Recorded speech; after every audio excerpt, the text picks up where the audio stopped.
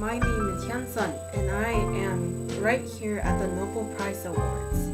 This award is awarded to the people who have contributed effective outcomes to our world in a positive way. Each year they look back to those rewarders to honor them again. And today is the day for Jane Addams. Let's take a closer look at Jane Addams by an interview. This interview it tried its best to bring the reality of Jane Addams as much as possible. I am here at the interview with Jane Addams. It is a great pleasure to meet you, Jane. It is a pleasure to meet you too. I will deeply explain more about myself. I was born in September 6, 1860. I attended to Rockford Female Seminary and continued to study in a medical school until I became ill. I guess I had a really weak body at that time. I continued my learning by taking a journey to Europe. I studied and traveled around a few places while I was there. Amazed by the view, I returned to Europe once more and bringing my classmate Ellen for that trip. We went to London and discovered the Toynbee Hall, where they nourished the poor people.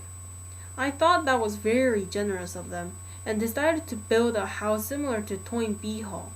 And so the settlement house was built in Chicago, in which is the Hull House. Can you briefly tell us about the Hull House?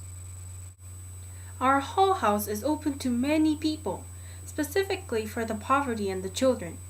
We started to fundraise for our settlement house and we were able to provide them with many resources. Education was also offered, and following that, there are facilities such as libraries and studying classes. I wanted to offer a chance to all the people out there to experience higher forms of life. Oh, okay. So, what were the problems that you were trying to solve? Well, during my college years, I wondered about my future life. I did not know which way to go and what I should do. And then the creation of the Hull House changed my life.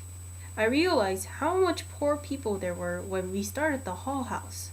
As the time passed, more and more people started to join our community. I was always concerned about children's education, and by living in the Hull House gave me an opportunity to advance these conditions. Not only I was concerned with the poor and children, I also wanted to emphasize about women's suffrage. Women are not given the right to vote, and I think this is a wrong choice. Women should have the right to vote, and by the chance of voting, women would be able to experience more opportunities throughout their lives. I hoped that these efforts could solve the world's issue. So I guess you had some points for your philosophy. Can you sum up your points? Sure, overall my philosophies can be summed up like this. First, I focused on caring the neighbors such as the poor by providing the Hull House. I thought these poor conditions against such people should be improved, and they should live in a better society.